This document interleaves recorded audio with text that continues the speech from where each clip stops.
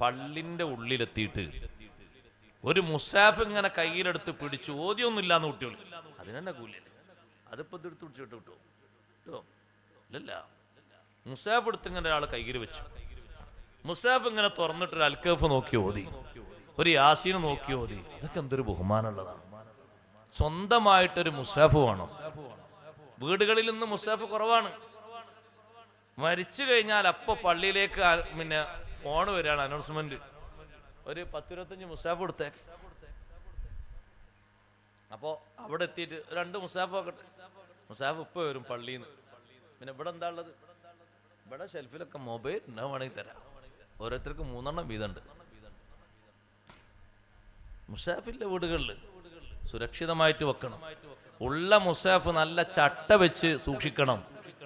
മുസാഫ് ഒരിക്കലും സഹോദരന്മാരെ നിന്ദിക്കുന്ന രൂപത്തില് ആക്രിക്കടയിൽ കൊണ്ടുപോകുന്ന ചാക്കിൽ ഒരിക്കലും ഉണ്ടാകരുത്.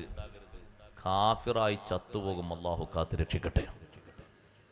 ഒരിക്കലും നമ്മളെ ഏർപ്പാടിൽ ഉണ്ടാകരുത് അങ്ങനെ.